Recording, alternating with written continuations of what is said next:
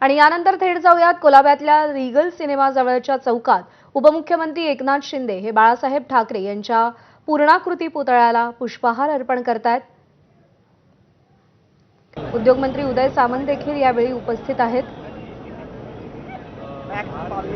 निलेश बुधावले आपले प्रतिनिधी आपल्याला अपडेट देतील। निलेश, सध्या बाळासाहेब ठाकरे यांच्या जन्मशताब्दी वर्षाला आजपासून सुरुवात होते। आज 23 जानेवारी त्यांचा जन्मदिवस आहे आणि जयंती आहे आणि त्यानिमित्तानं आज सर्व ठाणे मुंबई या संपूर्ण परिसरामध्ये महाराष्ट्रभर वेगवेगळ्या ठिकाणी कार्यक्रमांचं आयोजन करण्यात आलेलं आहे। मुंबईत ज्या वेळेस असे कार्यक्रम असतात त्यावेळेस कोलाबी इथल्या बाळासाहेब ठाकरे यांच्या पूर्णाकृती पुतळ्याला पुष्पहार अर्पण करण्यासाठी एकनाथ शिंदे येत असतात। आता देखील आपण पाहतोय सोबत उद्योगमंत्री उदय सामंत देखील आहेत आणि एकनाथ शिंदे बाळासाहेब ठाकरे यांच्या पुतळ्याला पुष्पहार अर्पण करतायत। आज दिवसभरामध्ये अनेक ठिकाणी त्यांना कार्यक्रमाचं नियोजन केलेलं आहे। मंत्रालय देखील काही वेळापूर्वी ते गेले होते आणि त्यानंतर स्मृती स्थळाला देखील अभिवादन करणार आहेत। आणखी एक महत्त्वाची बाब, आज हे कार्यक्रम पार पडत असताना आज एका महत्त्वाच्या पत्रकार परिषदेचं देखील त्यांना आयोजन केलंय।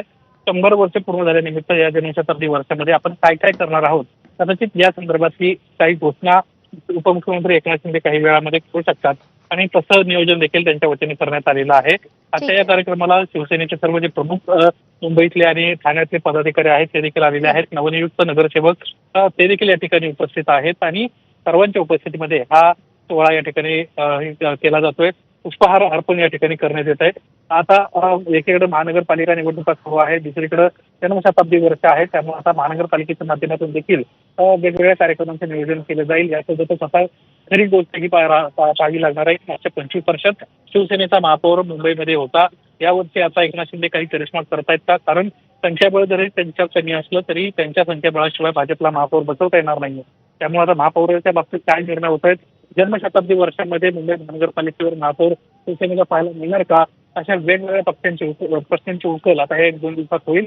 आता मात्र जन्मशताब्दी वर्षानिमित्तानं पत्रकार परिषद होतील। आमच्या पत्रकार परिषदेमध्ये काही महत्वाची घोषणा देखील एकनाथ शिंदे करण्याची शक्यता आहे।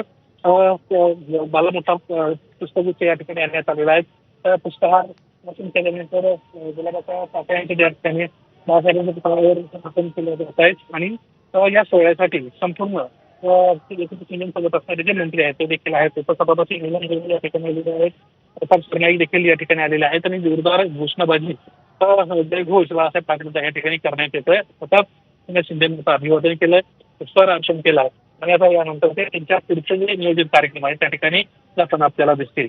आजच्या या सोहळ्याच्या निमित्तानं काही निवडणुकांमध्ये घोषणा केल्या होत्या की जन्मशताब्दी वर्षात आपण कोणकोणती योजना राबवणार आहोत, कशा पद्धतीने बाळासाहेब ठाकरे जी आरोग्य सेवा करण्यात आली होती, दवाखाने वेगवेगळ्या ठिकाणी तयार करण्यात आले होते, त्या संदर्भात आता पुढचं पाऊल काय टाकतोय अशा पद्धतीची देखील घोषणा होणार आहे। त्यामुळे अशी या सोहळ्यानंतर पत्रकार परिषद अतिशय महत्वाची राहणार आहे।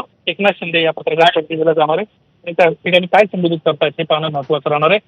या ठिकाणचा जो पुष्पहार अर्पण करण्याचा सोहळा होता तो आता संपलाय आणि एकनाथ शिंदे या ठिकाणाहून आता पुढच्या आपल्या कार्यक्रमासाठी रवाना होते।